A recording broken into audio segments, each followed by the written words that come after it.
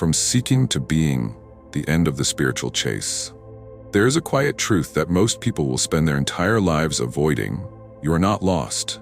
You have never been lost. And everything you have been searching for is not somewhere else. It is here, right now, hidden beneath the very act of searching. But the mind will resist this. It will say, no, there must be more. I need to learn more. I need to become more. I need to reach something higher. And so the search continues, year after year, book after book, meditation after meditation, experience after experience. And yet, something subtle remains unchanged, the feeling that something is missing. Today we are going to dismantle that illusion. Today we move from seeking to being. Part 1. Why constant seeking reinforces lack. Let's begin with something uncomfortable. The very act of seeking is rooted in the belief that you are incomplete. Think about it. When you seek happiness, what are you silently declaring? I don't have it. When you seek peace, what are you reinforcing? I am not at peace. When you seek enlightenment, what is the hidden assumption? I am not enlightened. Seeking feels noble, it feels purposeful, it feels like growth. But beneath it there is a quiet, persistent message. I am not enough as I am. And the mind builds an entire identity around this. I am a seeker. I am on a journey. I am progressing. But this identity is subtle and dangerous because it ensures that fulfillment is always in the future, always just out of reach, always one more step away. And so, even your spiritual practices can become traps. Meditation becomes something you do to get somewhere. Books become something you consume to become someone. Experiences become something you collect to feel complete. But the deeper truth is this: you cannot arrive at wholeness by reinforcing the belief that you are not whole. It's like trying to fill a bucket that has a hole at the bottom. No matter how much you pour in, it never feels like enough. This is why so many people spend years, decades even, on a spiritual path, yet still feel restless, still feel like something is missing. Because the structure of seeking itself is built on lack, and anything built on lack can never lead to completeness. Part 2. The endless chase of experience. Let's go deeper. The mind loves experiences. It craves them. It chases them. It defines itself through them. I had a powerful meditation. I felt bliss. I experienced oneness. I had a breakthrough. And these experiences can be real. They can be beautiful. But here's the trap. The mind turns them into benchmarks. It says, that was amazing. I need to get back there. And suddenly, you are no longer present. You are chasing a memory. You are comparing this moment to a past moment.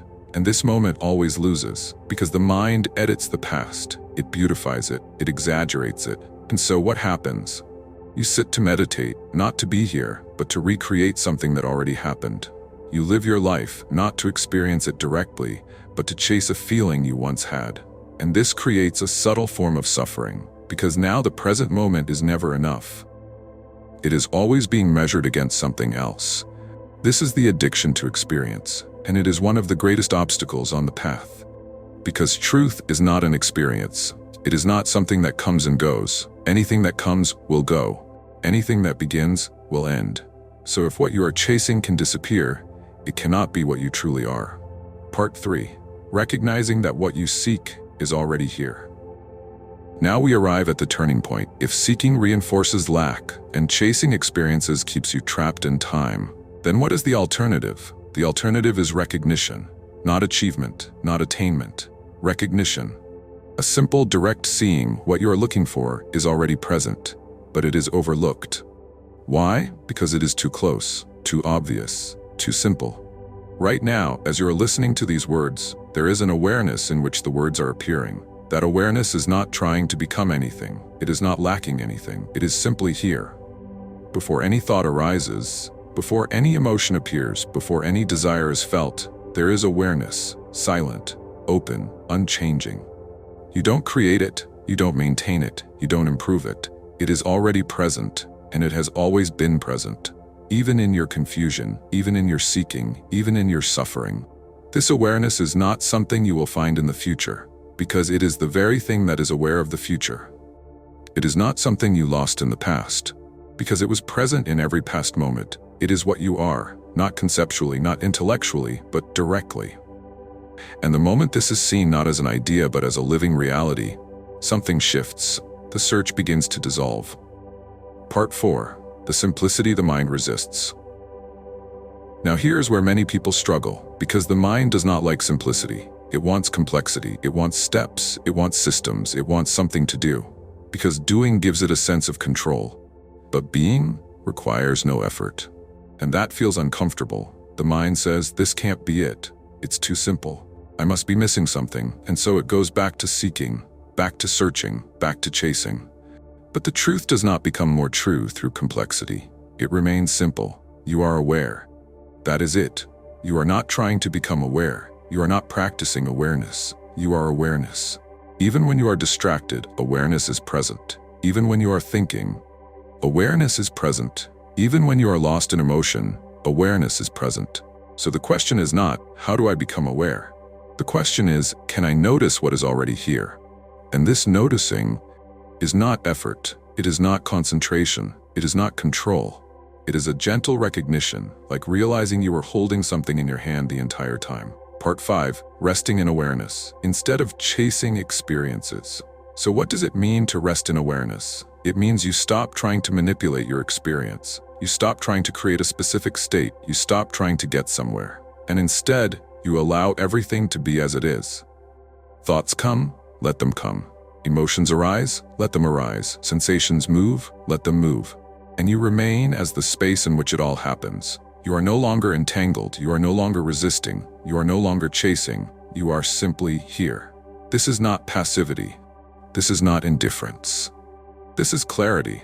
Because when you are no longer caught in the mind's constant movement, you see more clearly, you act more naturally, you respond instead of react. Life flows without the interference of constant mental noise. And something else begins to happen. A quiet sense of peace emerges, not because you created it, but because you stopped disturbing what was already there. Peace is not something you achieve. It is what remains when the struggle ends. Part 6. The end of the seeker. Now we come to the final and most subtle shift. As long as you believe you are a seeker, the search continues. But when you see clearly that what you are seeking is what you already are, the identity of the seeker begins to dissolve, and with it, the tension, the striving, the constant feeling of not yet. There is no dramatic moment, no fireworks, no grand conclusion, just a quiet realization. There's nowhere to go, nothing to become, nothing to achieve. And strangely, this does not make life empty, it makes it full. Because now you are no longer living in pursuit of life, you are living as life. Every moment becomes complete in itself, not because it is perfect, but because it is not being resisted. This is being, not something mystical, not something distant, just this, as it is. Part 7. Living from being, not seeking. When you shift from seeking to being, your relationship with life changes completely. You still act, you still create, you still set goals, but they are no longer driven by lack. They are expressions, not attempts to complete yourself. You don't pursue success to feel worthy. You express your gifts because it is natural. You don't chase relationships to feel whole. You connect because there is already wholeness. You don't seek peace as a destination. You move through life from a place of peace. And when challenges arise, and they will, you meet them differently. Not as a problem to fix your identity, but as experiences unfolding within awareness. There is less resistance, less fear, less attachment, and more presence, more clarity, more freedom. So if you take anything from this, let it be this. Stop searching for what is not lost. Stop chasing what cannot be found in the future. Stop trying to become what you already are. Instead, pause, be still, and notice what is already here. Because the moment you truly see this, the journey you thought you were on comes to an end. And what remains is not empty, but a quiet, unshakable presence. This is being, and it has been with you all along. If this resonated with you and you're ready to go deeper into these truths, make sure to subscribe to Inspiration and Insight for more content that helps you see beyond the illusion and step fully into awareness.